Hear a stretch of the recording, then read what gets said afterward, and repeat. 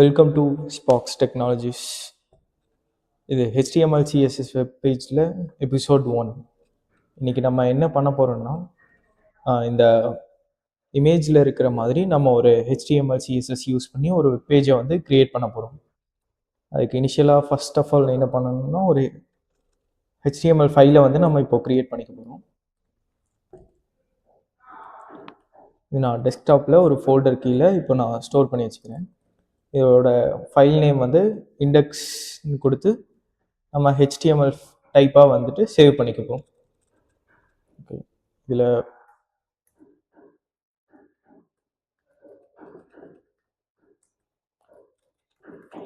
இந்த talk type HTMLங்கிறது நம்ம ஏன் மென்ஷன் பண்ணுறோம்னா, இப்போ ப்ரௌசருக்கு வந்துட்டு இது HTML ஃபைல் அப்படிங்கிறத வந்து தெரியறதுக்காக இதை வந்து மென்ஷன் பண்ணுறோம். அப்புறம் எல்லா HTML கோடும் வந்துட்டு HTML டேக்குள்ளே தான் வரும். அடுத்து ஹெட், இந்த ஹெட் டேக்குள்ளே தான் டைட்டில், மெட்டா இதெல்லாமே நம்ம வந்து ஸ்டைல் எல்லாமே ஆட் பண்ணுவோம். அடுத்து பாடி, இந்த பாடி டேக்குள்ளே தான் நம்ம பண்ணுற எல்லா கண்டென்ட்டுமே வரும். ஸ்டைல் டேக் இதுவும் ஆட் பண்ணிக்கலாம். இப்போ நம்ம பேசிக்காக வந்துட்டு பாடி கண்டென்ட்டில் நமக்கு என்னென்ன கண்டென்ட் தேவையோ அது எல்லாமே இப்போ வந்து ஆட் பண்ணிக்கலாம். இப்போ அந்த இமேஜ் பார்த்தோம்னா என்னென்ன இருக்குன்னா, நமக்கு first welcome to my simple page, அடுத்து இந்த செக்ஷன். ஆக்சுவலாக இதை பார்த்தீங்கன்னா இது நமக்கு ஒரு செக்ஷனாக இருக்குது. அடுத்து இது ஒரு செக்ஷன், அடுத்து இது ஒன்று, அடுத்து இது ஒரு செக்ஷன், இந்த மாதிரி இருக்குது. ஸோ ஃபஸ்ட்டு நம்ம ஹெட்டர் செக்ஷன் பண்ணிடலாம், அடுத்து nav பார் இது பண்ணிடலாம், அடுத்து இந்த செக்ஷன் இது எல்லாமே நம்ம இப்போது டிசைன் பண்ணலாம்.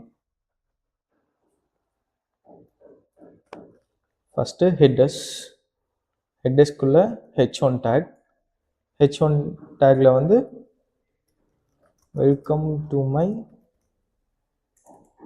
Simple HTML page. அடுத்து ஒரு பேராகிராஃப் டேக், அதில் நம்ம சிம்பிளாக வந்துட்டு ஸ்பாக்ஸ் டெக்னாலஜிஸ் அப்படின்னு என்ட்ரு பண்ணிக்கலாம். அடுத்து நம்ம என்ன பண்ண போகிறோம்னா, இந்த nav பார், இந்த nav பாருக்கு வந்து நம்ம nav டேக் வந்து யூஸ் பண்ணிக்கலாம். அடுத்து a டேக், இதில் என்னென்னா ஹோம்,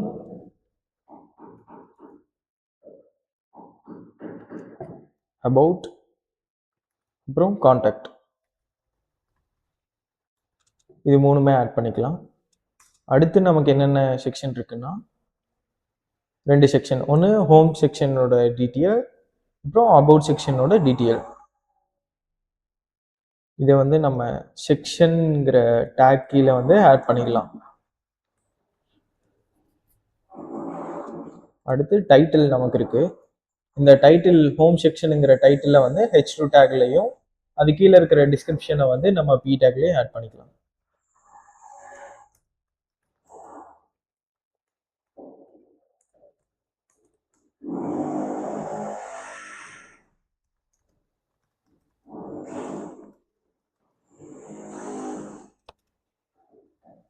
இதே மாதிரி நம்ம வந்து இன்னொரு க்ளோன் வந்து எடுத்துக்கலாம். இந்த க்ளோனில் என்ன இருக்குன்னா, அபவுட் செக்ஷன் டிஸ்கிரிப்ஷன். அடுத்து இதை நம்ம சேவ் பண்ணிட்டு இதை வந்து நம்ம ப்ரௌசரில் வந்து ரன் பண்ணோம்னா நமக்கு இந்த மாதிரி ஒரு அவுட்புட் வந்து கிடைக்கும். ஆனால் நம்மளோட இமேஜில் என்ன இருக்குன்னா, இந்த மாதிரி ஒரு அவுட்புட் இருக்கு, வெல்கம் டு சிம்பிள் பேஜ். இது எல்லாமே நம்ம கொண்டு வந்துட்டோம். இப்போது இந்த டிசைன்ஸ், இந்த கலர் பேட்டர்ன்ஸ் இது எல்லாமே நம்ம வந்து ஸ்டைலுக்குள்ளே வந்து ஆட் பண்ண போகிறோம். ஃபர்ஸ்ட் ஹெட்ரஸோட CSS எல்லாமே நம்ம இப்போ எழுதிடலாம். ஹெட்டர்ஸ்ல ஃபர்ஸ்ட் பேக்ரவுண்ட் கலர் கிரீன் இந்த மாதிரி நம்ம கொடுத்துடலாம்.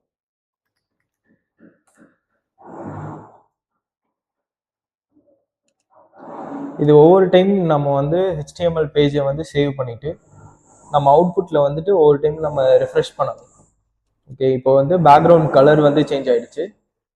அடுத்து நம்ம வந்து டெக்ஸ்டோட கலரை வந்து சேஞ்ச் பண்ணிடலாம். அதுக்கு நம்ம என்ன யூஸ் பண்ணோம்னா கலர்ஸ், ஸோ இது சேவ் பண்ணோம்னா நமக்கு வந்து டெக்ஸ்டோட கலர் சேவ் ஆயிடுச்சு. அடுத்து டெக்ஸ்ட் அலைன். இது டெக்ஸ்ட் அலைன் ஏன் யூஸ் பண்ணுறோம்னா டெக்ஸ்ட்டை வந்து நம்ம சென்டரில் கொண்டு வரதுக்காக டெக்ஸ்ட் அலைன். அடுத்து வந்து நம்ம என்ன பண்ணுறோம்னா பேடிங் கொடுத்துடலாம். பேடிங்கில் வந்துட்டு ஒரு 1 rem 0 இந்த மாதிரி கொடுத்துட்டோம்னா நமக்கு வந்து பேடிங் வந்து அட்ஜஸ்ட் ஆகிடும். ஆனால் இங்கே பார்த்தீங்கன்னா நமக்கு வந்து இங்கே ஒரு சின்ன ஒரு கேப் இருக்குது. அந்த கேப்பை வந்து ஃபிக்ஸ் பண்ணுறதுக்காக நம்ம என்ன பண்ண போகிறோம்னா பாடியில் வந்து மார்ஜின் 0 பேடிங் 0 இந்த பாடிக்குள்ளே மார்ஜின் பேடிங் 0ன்னு நம்ம கொடுத்துட்டோம்னா நமக்கு இந்த கேப்ஸ் எல்லாமே இப்போ போயிடும். ஏன்னா நம்ம 0ன்னு மென்ஷன் பண்ணதுனால இப்போ ப்ராப்ளம் இல்லை. இப்போ இந்த ஸ்க்ரீன்ஷாட்டை பார்த்தீங்கன்னா இதில் பேக்ரவுண்ட் கலர் க்ரீன், அப்புறம் டெக்ஸ்ட்டை வந்து நம்ம சென்ட்ரிக் வந்து கொண்டு வந்துட்டோம். அதே மாதிரி பேக்ரவுண்ட் கலர் க்ரீன், டெக்ஸ்ட்டை வந்து சென்ட்ரிக் கொடுத்து ஒயிட் கலர்லையும் நம்ம சேஞ்ச் பண்ணிட்டோம். அடுத்து இப்போ nav பார். இப்போ nav பாரில் நம்ம என்ன பண்ண போறோம்னா அதே சேம் கான்செப்ட் தான். டெக்ஸ்ட்டை வந்து எல்லாமே சென்டராக கொண்டு வந்து இதை வந்து கிளிக்கபிளாக நம்ம இப்போ சேஞ்ச் பண்ண போகிறோம். அடுத்து நாவோட ஃபர்ஸ்ட் பேக்ரவுண்ட் கலரை வந்து நம்ம சேஞ்ச் பண்ணிடலாம். Background colour black, colour white கலர்ல நம்ம சேஞ்ச் பண்றோம். ஓகே, இப்போ இது எல்லாமே நமக்கு வந்து சேஞ்ச் ஆயிடுச்சு. அடுத்து நம்ம சென்ட்ரல்ல வந்து கொண்டு வரப்போம். Display flex justify content center. இப்போ நமக்கு வந்து இது எல்லாமே சென்டர்ல வந்து கொண்டு வந்தாச்சு. அடுத்து லைட்டா ஒரு பேடிங் அட்ஜஸ்ட்மெண்ட் கொடுத்து அதோட லுக்கை வந்து இன்னும் கொஞ்சம் இம்ப்ரூவைஸ் பண்ணிக்கலாம். மேலே ஒரு 10 பிக்சல் கொடுத்தோம்னா ஓகே, பேடிங் அட்ஜஸ்ட் ஆயிடுச்சு. இன்னும் ஒரு 4 பிக்சல் வந்து ஆட் பண்ணிக்கலாம். Okay, super. அடுத்து நம்ம என்ன பண்ண போறோம்னா இந்த இமேஜ்ல பார்த்தோம்னா ஹோம், அபவுட், கான்டாக்ட் வந்து நடுவில் நிறைய ஸ்பேசஸ் இருக்கு. ஆனால் நம்ம கிரியேட் பண்ணதுல வந்து ஸ்பேசஸ் எதுவுமே இல்லை. இப்போ அதே மாதிரி நம்ம பண்ண போறோம், ஸ்பேஸ் வந்து விட போறோம். அதுக்கு நம்ம என்ன பண்ண போறோம்னா நாவ்ல ஏ டேக்குக்கான சிஎஸ்எஸ் வந்து இப்போ எஸ்சிஎஸ்எஸ் வந்து ஆட் பண்ண போறோம். என்ன பண்ண போறோம்னா கலர் ஃபர்ஸ்ட் ஒயிட்டா சேஞ்ச் பண்ணிக்கலாம். அடுத்து டெக்ஸ்ட் டெக்கரேஷன் வந்து நன். இந்த கலர் ஒயிட்னா நமக்கு தெரியும் டெக்ஸ்ட் கலர் வந்து ஒயிட் கலர்ல சேஞ்ச் ஆயிடும். இந்த டெக்ஸ்ட் டெக்கரேஷன் என்ன பண்ணோம்னா நமக்கு வந்து இங்க அண்டர்லைன் இருக்குல்ல, அது எல்லாமே நமக்கு இப்போ வந்து ரிமூவ் பண்ணிடும். அடுத்து பேடிங் கொடுத்து நம்ம இப்போ வந்து அட்ஜஸ்ட் பண்ணிக்கலாம். 14 பிக்சல் 0. இந்த 14 இங்க 0 ஏன் கொடுத்துருக்கோம், இங்க 14 பிக்சல் ஏன் கொடுத்துருக்கோம்னா இது வந்து டாப் அண்ட் பாட்டம். அடுத்து இந்த 14 பிக்சலுங்கிறது வந்து ரைட் அண்ட் லெஃப்ட். நமக்கு வந்து ரைட் அண்ட் லெஃப்ட் தான் தேவைப்படுறதுனால இந்த மாதிரி கொடுத்துருக்கோம். இன்னும் கொஞ்சம் அட்ஜஸ்ட் பண்ணிக்கலாம், ஒரு 16 பிக்சலா ஆட் பண்ணிக்கலாம். ஓகே, இப்போ இது ரொம்ப சிம்பிளா இருக்கு. லைட்டா ஒரு எஃபெக்ட் மற்றும் ஓவர் எஃபெக்ட் மட்டும் ஆட் பண்ணிக்கலாம். இதுல ஓவர் எஃபெக்ட்ல என்ன பண்ண போறோம்னா பேக்ரவுண்ட் வந்து கிரே கலர் அப்படின்னு இப்போ மென்ஷன் பண்றோம். இப்போ என்ன நடக்குன்னா நம்ம ஹோவர் பண்ணும்போது நமக்கு வந்து கிரே கலர் வந்து இப்போ வந்துடும். அடுத்து இந்த ஹோம் செக்ஷனு அபவுட் செக்ஷன் வந்து இந்த இமேஜ்ல இருக்கிற மாதிரி இப்போ வந்து சேஞ்ச் பண்ண போறோம். ஃபர்ஸ்ட் என்ன பண்ண போறோம்னா இந்த செக்ஷன் இருக்கு, இதை வந்து இதோட வித்தை வந்து நம்ம ஃபர்ஸ்ட் வந்து கம்மி பண்ண போறோம். இப்போ ஃபுல் வித்தா இருக்கு, அந்த வித்தை வந்து கம்மி பண்ண போறோம். Max with 800 pixel. இப்போ நம்மளுக்கு எந்த எஃபெக்டும் தெரியாது, ஏன்னா நம்ம இன்னும் கலர் எதுவுமே கொடுக்கல.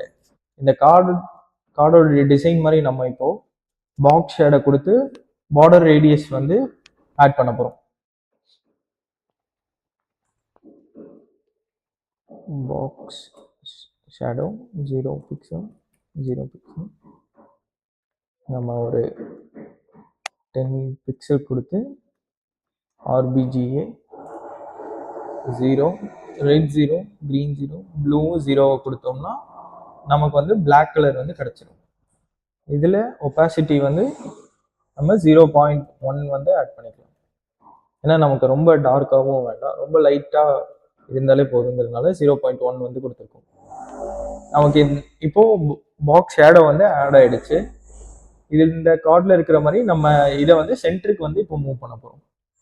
அதுக்கு நம்ம என்ன பண்ண போறோம்னா மார்ஜின் ஆட்டோ இது கொடுத்துட்டோம்னா நமக்கு வந்து இந்த கண்டென்ட் வந்து சென்டரில் வந்துடும் செக்ஷன். ஸோ அடுத்து நம்ம இப்போ என்ன பண்ண போறோம்னா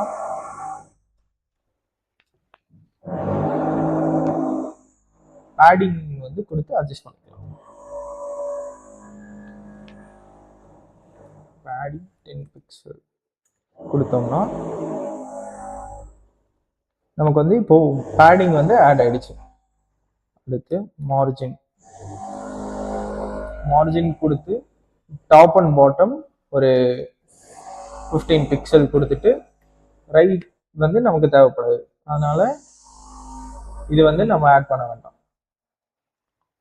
ஓ இப்போ வந்து என்ன இஷ்யூனால திருப்பி அது வந்து லெஃப்ட் சைட் போயிடுச்சுன்னா நம்ம ஒரே செக்ஷன்ல வந்துட்டு 2 டைம் மார்ஜின் வந்து ஆட் பண்ணியிருக்கோம். அதனால இப்போ இதை ரிமூவ் பண்ணிடலாம். ரிமூவ் பண்ணிட்டு நம்ம எக்ஸ்ட்ரா வந்துட்டு இன்னொரு கிளாஸ் வந்து ஆட் பண்ணிக்கலாம். ஃபார் எக்ஸாம்பிள் இப்போ நான் கார்டுன்னு கொடுக்குறேன். இந்த கார்டில் வந்து மார்ஜின் 10 பிக்சல்னு கொடுத்துருவேன். இப்போ இந்த இடத்துல பார்த்தோம்னா நமக்கு திருப்பி அது சென்டரில் வந்துடும். ஆனால் நம்ம கொடுத்த மார்ஜின் வந்து இங்கே ஆட் ஆயிருக்காது. ஸோ அது என்ன ரீசன்னா இங்கே வந்து கார்டுங்கிற ஒரு சிஎஸ்எஸ் கிளாஸ் வந்து ஆட் பண்ணியிருக்கோமே தவிர அது ஹெச்டிஎம்எல்ல வந்து நம்ம எங்கேயுமே கால் பண்ணலை. ஸோ இப்போ நம்ம அந்த ஹெச்டிஎம்எல்ல வந்துட்டு கார்டை வந்து கால் பண்ண போகிறோம். இந்த டெவ்ல கிளாஸஸ்ல கார்டு அப்படின்னு நம்ம வந்து ஆட் பண்ணிக்க போகிறோம். இப்போ ஆட் பண்ணிட்டோம்னா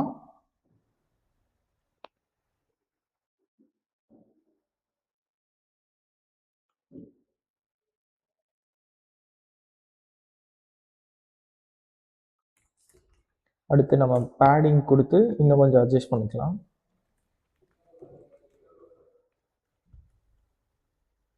ஓகே,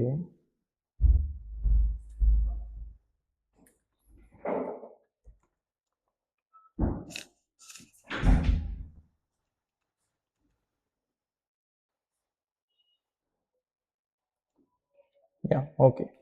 நமக்கு இங்கே என்ன இஷ்யூ ஆயிருக்குன்னா இங்கே வந்து பேடிங் வந்து ஆட் பண்ணியிருக்கோம். இந்த பேடிங்கை வந்து நம்ம ரிமூவ் பண்ணிடலாம். ஏன்னா இந்த இடத்துல நம்ம செக்ஷனில் வந்து ஓவராலாக பேடிங் கொடுக்கறதுனால இந்த கார்டுக்குள்ளே வந்துட்டு சில அஃபெக்ட் வந்து ஆகுது. அதனால இப்போது இங்கே பேடிங் வந்து ரிமூவ் பண்ண உடனே இங்கே பார்த்தீங்கன்னா நமக்கு வந்து அந்த மார்ஜின் வந்து இப்போது எடுத்துக்கிச்சு. அடுத்து நம்ம இன்னும் கொஞ்சம் மார்ஜின் வந்து இன்க்ரீஸ் பண்ணிக்கலாம்.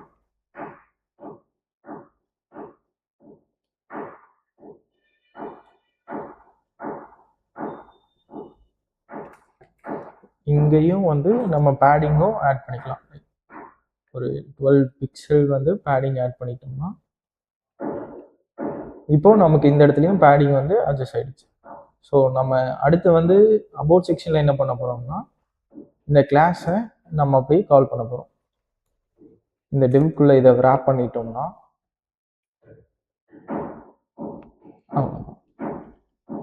நமக்கு இப்போது இந்த கார்டோட செக்ஷனும் வந்துடுச்சு. ஸோ இப்போது இந்த கார்டோட டிசைன் வந்து பண்ணிட்டோம். அடுத்த எபிசோடில் அடுத்த டிசைன் வந்து நம்ம பார்ப்போம். தேங்க்யூ.